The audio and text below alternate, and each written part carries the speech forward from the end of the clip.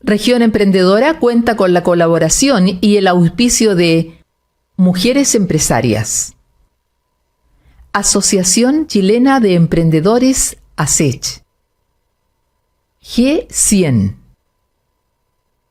Nada nos detiene, Instituto 3IE de la Universidad Técnica Federico Santa María y su red de mentores 3IE. Siempre he soñado con que Arica sea una ciudad próspera, una ciudad pujante que brinde oportunidades para todos. Para ese emprendedor o emprendedora que sueña con transformar su idea en realidad. Para ese pequeño o mediano empresario que espera que esa realidad se transforme en una gran empresa. Con una ciudad que se desarrolle y crezca en el comercio, servicios, turismo e industrias. Pero también una ciudad que desarrolla innovaciones, que modifica las reglas del juego y que reinventa la forma de hacer las cosas. Una región empoderada que genera riqueza y crecimiento económico con personas que sientan pasión, entusiasmo y ese espíritu que necesitamos para darnos cuenta que ese camino está en nuestras manos. Soy Alexandro Bravo Bonino y te invito a compartir este espacio de aprendizaje en Región Emprendedora.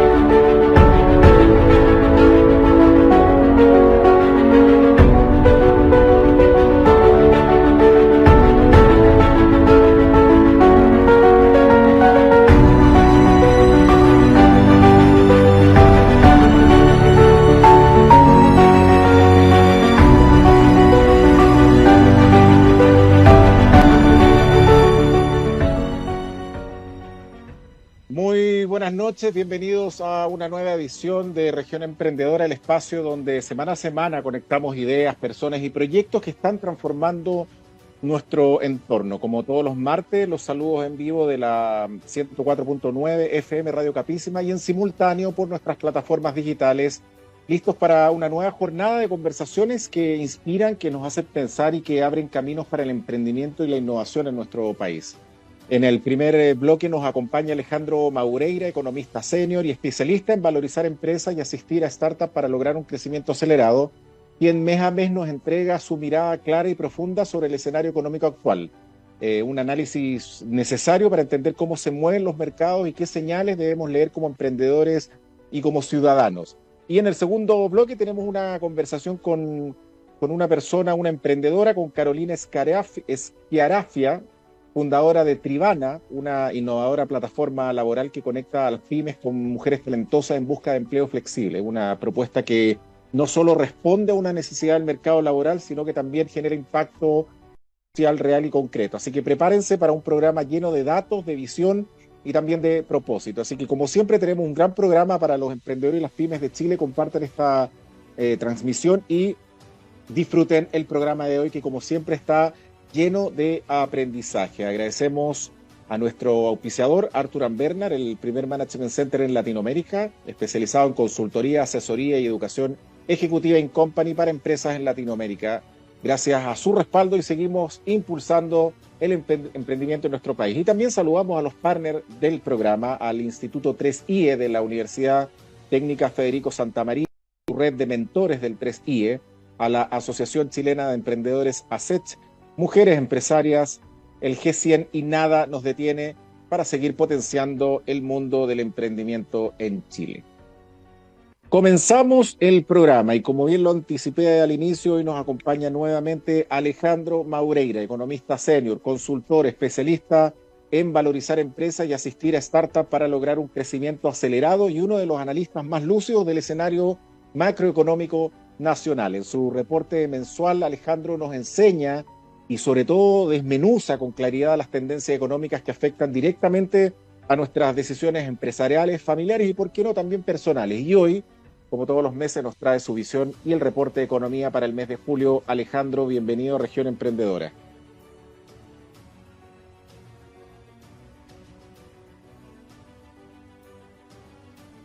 Ahí estamos con un pequeño... Hola a todos, muchas gracias por esta introducción y me disculpa. Bueno, vamos a... Creo que estamos con un problemita de conexión, Alejandro. Tuvimos una muy buena noticia. Creo que estamos con un problemita de conexión, ya lo vamos a corregir en la medida que podamos. Vamos a ver si ya lo vamos a corregir para conocer todo lo que se viene en la economía de nuestro país en el mes de julio, y vamos a compartir esa visión que nos trae Alejandro. Ahora sí, Alejandro.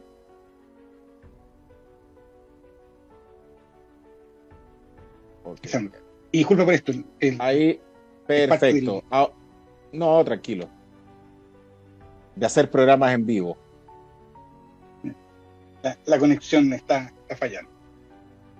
Entonces, vamos a lo nuestro.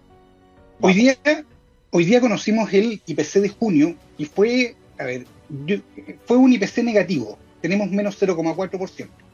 Ahora, yo nunca me voy a alegrar de un IPC negativo, y la razón de ello es porque soy emprendedor. Los emprendedores sabemos que cuando bajamos los precios es porque eventualmente no estamos vendiendo lo suficiente. O sea, no nos sobreestoqueamos, o tenemos más oferta, o eventualmente la gente nos está empezando a comprar menos. Entonces, un IPC negativo, en este caso, significa que los precios bajaron, y los precios bajaron por, eventualmente, ¿no es cierto?, un menor, porque, digamos, la gente no está comprando. Entonces, a pesar de ello, claro, tiene sus beneficios, como por ejemplo que va a bajar los UEF, y quienes tienen créditos en UEF, etcétera, etcétera, 100% de acuerdo, por ese lado, súper positivo. Pero vamos a desmenuzar este IPC negativo. Lo primero que tenemos es una caída en el consumo. O sea, puede haber una relación a una caída en el consumo. ¿Por qué? Porque todos los elementos que eventualmente fueron cayendo tienen que ver con alimentos y vestuario. O sea, principalmente. Entonces, vamos a dejar el IPC por ahí un segundo y nos vamos al empleo. El empleo también, conocimos el empleo, y por desgracia el desempleo llegó a 8,9%. Tenemos un 8,9%, y esto es una cifra muy mala. Estamos hablando de 917.000 personas que están desempleadas, y en otras palabras, el escenario no es bueno. 8,9% es un nivel de empleo que solamente lo habíamos tenido en crisis, pero en este caso no estamos teniendo una crisis de por medio. Entonces, desde ya podemos decir, bueno, este desempleo no es muy bueno. Y acto seguido, también tenemos el IMASEC. Y el IMASEC, eventualmente de mayo, fue un 3,2%. Fíjense que quiero empezar a unir estas tres cosas. El IMASEC de mayo fue bastante bueno, y eventualmente eso dio, ¿no es cierto?, luces para poder decir, no, si la economía está súper bien, etcétera, etcétera. Pero si ustedes se fijan, no hay una comunicación entre el IMASEC y el empleo. O sea, claro, mi IMASEC fue un 3,2%, muy bien, pero por otro lado mi desempleo es de 8,9%, muy mal. Y se supone que a mayor producción, mayor empleo. Y acá es cuando nosotros nos empezamos a preguntar qué es lo que está pasando. Vamos a ver qué es lo que está pasando. Número 1, la base de comparación del IMASEC de este año con respecto al año pasado fue bastante baja. O sea, en otras palabras, subimos porque en el mismo mes del año pasado nos sacamos una mala nota. Acuérdense siempre de esto. Si yo me saco un 1 y después me saco un 2, crecí un 100% en mis notas. Pero si me saco un 6 y un 7, no estoy creciendo un 100%. Entonces, por ende, claro, si mi base de comparación baja, técnicamente después me va bien. Y no solamente eso. Si yo ahora comparo el IMASEC con respecto al mes anterior, resulta que tengo una caída de 0,2%. O sea, caí, y dentro de eso, un tema que nos interesa a nosotros como emprendedores, es el tema del consumo, y el consumo también se retrajo un 0,2%. Y ahora, y aquí es cuando uno empieza a unificar las cosas. El IMASEC, dijimos en programas anteriores, que fue creciendo, y una de las razones por las cuales fue creciendo fue por el comercio de Argentina. El turismo de argentinos llegan a Chile, compran un montón, ¿no es cierto?, de productos, etcétera. Pero fíjense que, y esto lo dijimos en el programa pasado, ojo con el consumo desde los argentinos, porque en Argentina eventualmente han estado bajando los impuestos de manera tal de que los argentinos no tengan que venir a Chile, por ejemplo, a comprar tecnología, porque les sale mucho más barato, sino que la compren en Argentina. Y parece que el plan de reducción de impuestos en Argentina está dando frutos porque nuestro consumo se vio mermado. Con todo ello, empieza a haber un hilo conductor, y uno dice, entonces el IMASEC en realidad de 3,2 fue por una baja base, pero en términos reales este fue cayendo, y eso sí se comunica con el empleo de 8,9%, donde vale la pena decir que tenemos este empleo debido a, por ejemplo, efectos como las 40 horas, la ley Karim, está afectando mucho la ley Karim a la contratación de mano de obra, y el salario mínimo, el avance del salario mínimo. Entonces, con estos tres elementos, nosotros vamos viendo que el empleo se ve, ¿no es cierto?, empieza a haber una justificación y empieza a haber una comunicación entre IMASEC y empleo. Y por otro lado, fíjense que esto también nos lleva a decir, entonces por ende el IPC también está relacionado a esto, y efectivamente el IPC también está relacionado a esto. Uno de los factores que influyó en este IPC negativo fue el factor Cyber Day, que lo tuvimos efectivamente en junio, pero no fue el único, sino que también alimentos han ido bajando. Y esto, aquí es la pregunta: ¿estamos teniendo una desaceleración de la economía o estamos teniendo un reajuste de los precios? Porque recordemos que los precios de los alimentos en los últimos meses subió y bastante. Y esto no hay que ser economista para saberlo, cualquiera que compre comida para la casa, eventualmente se van a dar cuenta. Entonces, con todo esto, ya empezamos a fijarnos cuál es el panorama. Y dentro de este panorama, vale la pena decir lo siguiente: no creo que todavía podamos confirmar una desaceleración de la economía, podrían ser ajustes menores, y para ello vamos a tener que esperar el IMASEC de julio. En el IMASEC de julio, nosotros vamos a poder decir, ¿sabes qué? La economía se está desacelerando o eventualmente están acelerando. Entonces hoy día estamos de nuevo, nuevamente, este es como un mal chiste de nunca acabar desde el 2019 a la fecha. Cada vez que logramos como despegar, que nos agarra incertidumbre que nos hace aterrizar nuevamente y mantenernos cautos. ¿Cuál es el aterrizaje que viene ahora? Digamos, el triunfo de Jara, ¿no es cierto?, del Partido Comunista en las primarias, lo cual obviamente va a ralentizar todo. Dentro de esto, vale la pena mencionar lo siguiente. Esto con respecto a las noticias de hoy día y el panorama económico, pero hay una noticia que salió ahora en la tarde y que es más importante que todas las anteriores, y tiene que ver con el 50% de arancel adicional que podría tener el cobre en Chile. Esto llegó, fíjense que vale la pena mencionar lo siguiente. Cuando se inició la guerra comercial, creo haber estado dentro del grupo de economistas que no estaban ni asustados, ni aterrados, ni nada, y lo transparentamos, ¿no es cierto?, en estos programas, donde dijimos, ojo con todo esto, porque tiene que haber una salida, negociación, etcétera, etcétera, y efectivamente. Entonces, por ende, está este tema de la negociación de aranceles, y no solamente eso, también una de las cosas que mencionamos en este programa fue que los aranceles nos podrían servir a nosotros para mejorar nuestra posición competitiva. Y uno dice, ¿por qué? Porque, por ejemplo, si yo compito con las frutas de México, ¿no es cierto?, por ejemplo, paltas, y a mí me ponen un 10%, hoy día pagamos 0 arancel, nos ponen un 10% de arancel, pero si a México le ponen un 25% de arancel, resulta que yo en términos competitivos me hago más competitivo que ellos porque tengo un 15% a mi favor. Exacto. Fíjense que este efecto se fue dando, y no solamente esto, en lo que da este año, nuestras exportaciones a Estados Unidos han aumentado, versus las exportaciones, ¿no es cierto?, a China, que también han disminuido. Entonces, estamos viendo cómo, digamos, este efecto del juego de los aranceles puede llegar a mejorar nuestra posición competitiva.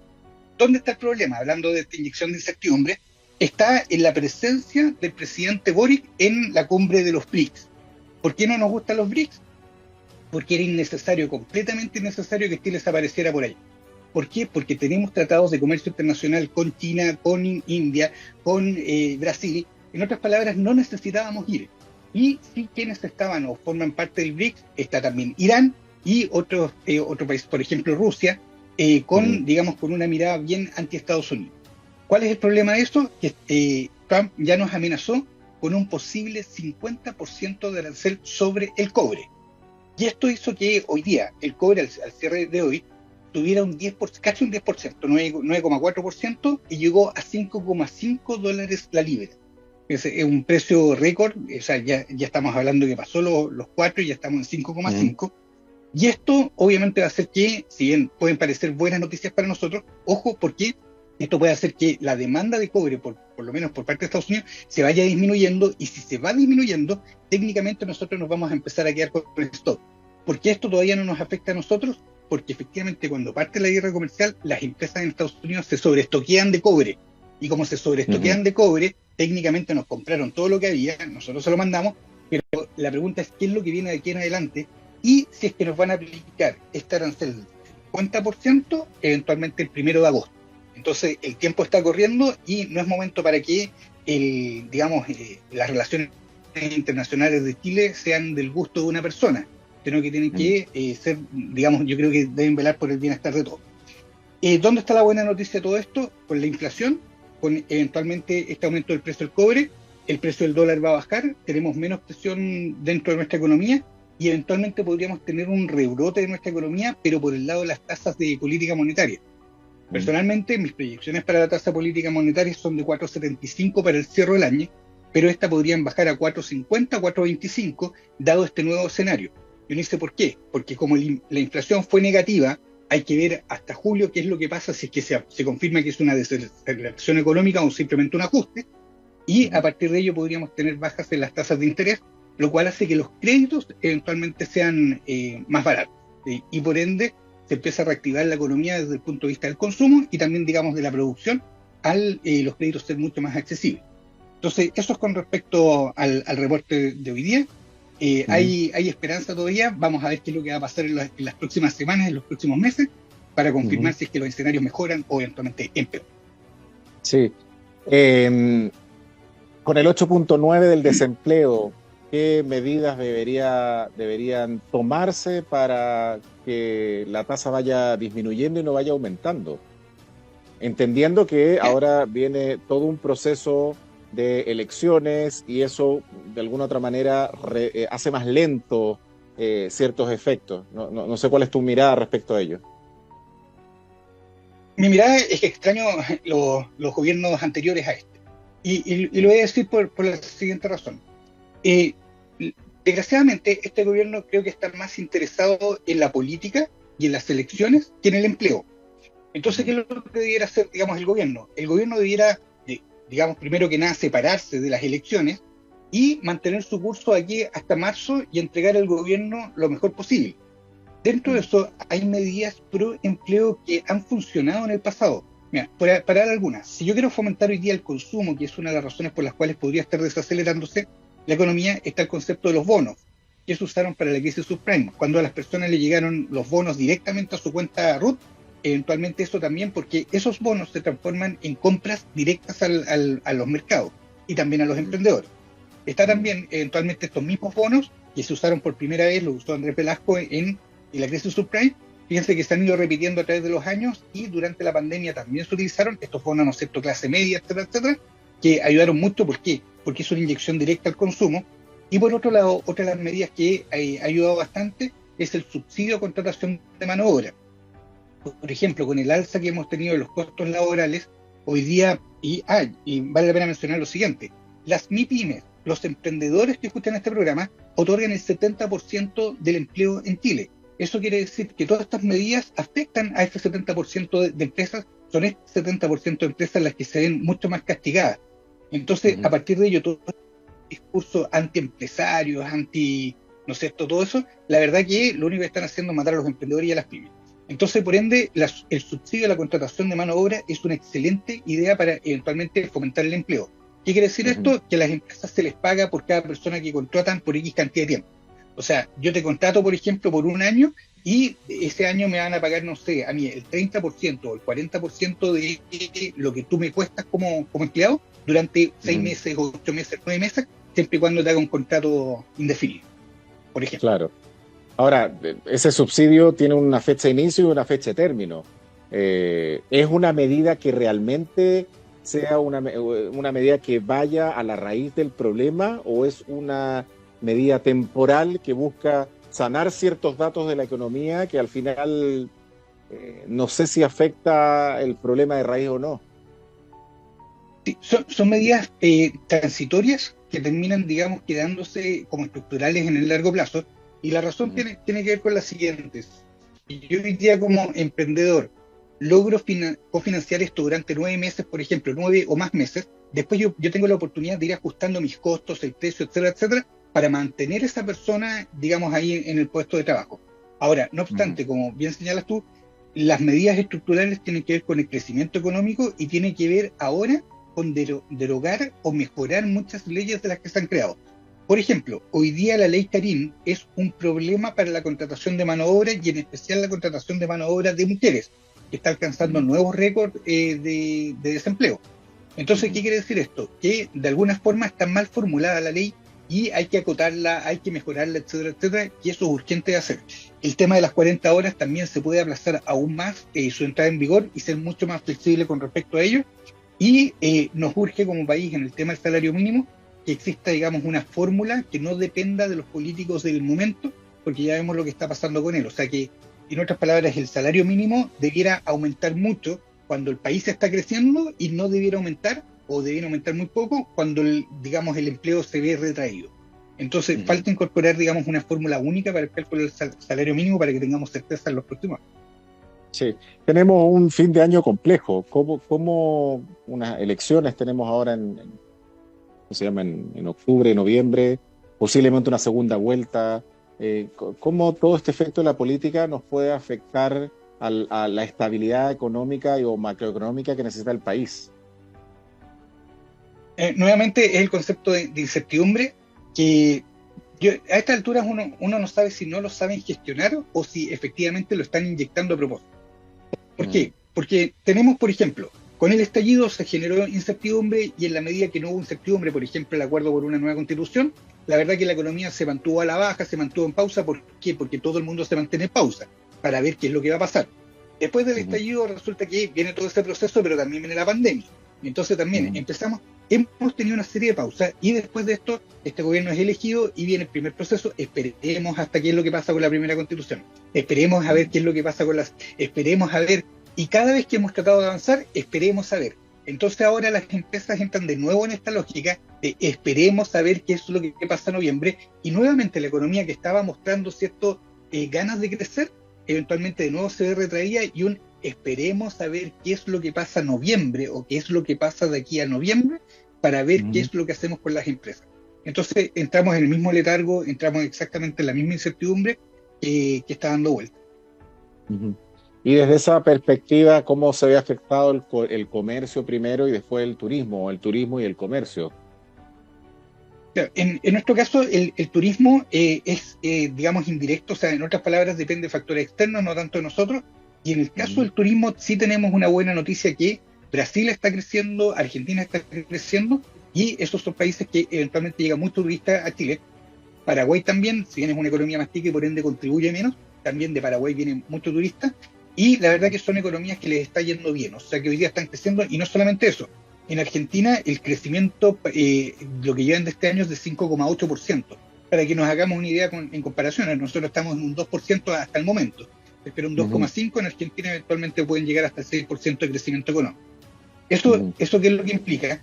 Que vamos a tener una muy buena, a pesar de toda esta baja de impuestos en Argentina, no me cabe la menor duda que a fin de año y lo que va a ser la época del verano, vamos a tener muchos trasandinos veraneando aquí en Chile.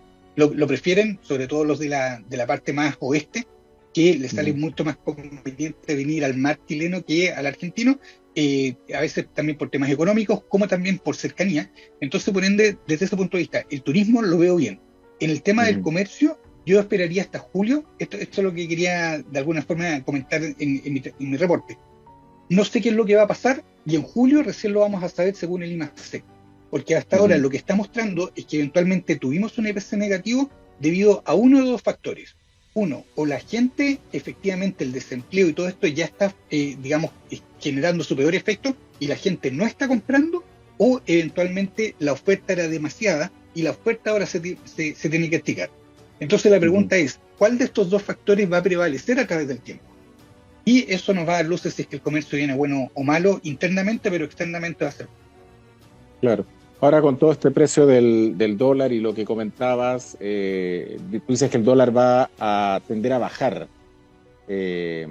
¿Cuáles son las proyecciones? ¿Vamos a terminar el mes rodeando o bordeando, mejor dicho, qué valor, qué cifra? En este momento no me aventuro, si bien tengo una apuesta que son los 9.30 para fines de este año. Fíjense que el dilema es lo siguiente. Hoy día el cobre, cuando sube, ¿no es cierto? Está en $5,5 la libra, no alcanzó a pegarle directamente al precio del dólar. El dólar hoy día cerró en 942, pero mañana debiera, digamos, al inicio de la jornada, debiera, digamos, pegar una bajada, ¿no es cierto?, tipo avión aterrizando. O sea, realmente debiera bajar, pero no sé cuánto, porque aquí viene el dilema. Trump anunció este 50% de aranceles para el cobre. Inmediatamente se genera el pánico en los mercados, el precio del cobre llegó a 5,5. La pregunta es, ¿qué es lo que va a pasar en los próximos días con respecto a este arancel? Porque si Trump, por ejemplo, mañana anuncia, no, sabes que el 50% eventualmente no va, ¿no es cierto? No lo van a aplicar para Chile, eventualmente todo esto debiera tender, ¿no es cierto?, a volver a su punto de equilibrio. Pero si Trump no dice nada, eventualmente esto puede escalar y está más sujeto al pánico. Entonces, a partir de ello, yo creo que para fines de este mes vamos a tener un dólar sí o sí bajo digamos, cercano a los 9.30, sobre los 9.30 por un efecto sobre el precio del cobre. Bien. ¿Qué recomendaciones le damos a los emprendedores con este contexto actual, con lo que se viene, con un desempleo, yo diría, algo descontrolado? ¿Qué recomendaciones podríamos darle? Bueno, lo primero de ello es que nos preparemos para la época estival, todo lo que va a ser el verano, desde septiembre en adelante. Esperemos también que, no esperemos, se va a llenar de turistas nuevamente, igual que el año pasado. Así que por ende, desde ese punto de vista, todos aquellos que están relacionados con el turismo, les digo, aguanten hasta el verano, que por último vamos a tener la ayuda de Argentina con respecto a su turismo. Eso por un lado. Con respecto al comercio local, ya vemos que los precios están bajando, así que por ende hay un ajuste y no vamos a saber hasta julio qué es lo que va a pasar. Vamos a volver a entrar en este momento de incertidumbre, que ya hemos pasado por otro, así que por ende todas aquellas estrategias que nos sirvieron, las vamos a tener que volver a aplicar, por lo menos de aquí a noviembre.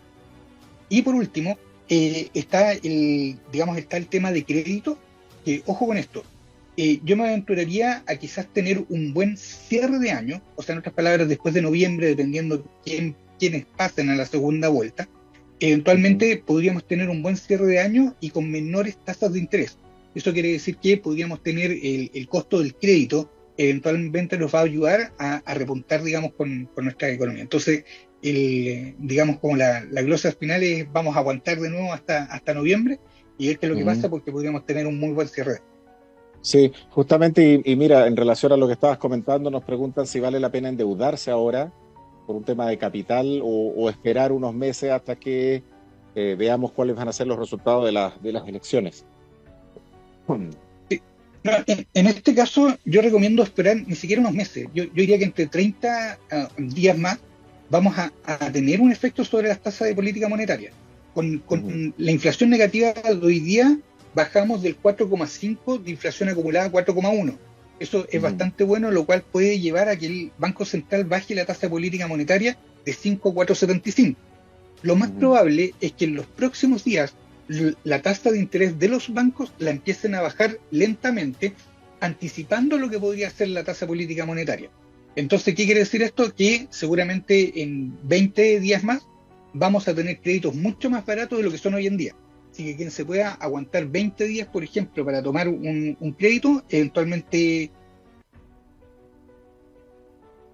convendría. Y según el próximo IPC, si vuelve a ser 0, 0,1 o negativo, o sea, más bajo de lo esperado, los créditos con el tiempo van a ir bajando de precio. Y claro, y la respuesta final vendría siendo, según lo que hemos visto hoy día, los créditos no van a subir. Lo más que va a pasar es que se van a mantener o van a bajar. Y lo más probable en este momento es que vayan a bajar a través del tiempo. Excelente. Alejandro Maureira nos enseñó y nos desmenuzó, como bien dije, con claridad las tendencias económicas que afectan directamente a nuestras decisiones empresariales, y como todos los meses nos trae su visión y este reporte de economía que fue para el mes de julio. Alejandro Maureira, economista senior. Gracias, Alejandro, por compartir con nosotros, y nos vemos en agosto para ver cómo vamos. Muchas gracias a ustedes y disculpen el inicio. No, tranquilo, te mando un abrazo. Vamos a una breve pausa comercial y ya regresamos con el último bloque en Región Emprendedora. ¿Necesita tomar a lo menos 2 litros de agua diariamente? Cada vez que tomes agua, le das vida a tu cuerpo. Para comenzar o terminar el día, para cada una de las actividades que debes emprender, no da lo mismo qué agua tomes. Agua Fuente de Vida logra un proceso que permite alcanzar altos estándares de purificación y pH. Agua Fuente de Vida, rica, pura y saludable. Pídela al 582 49 65 58.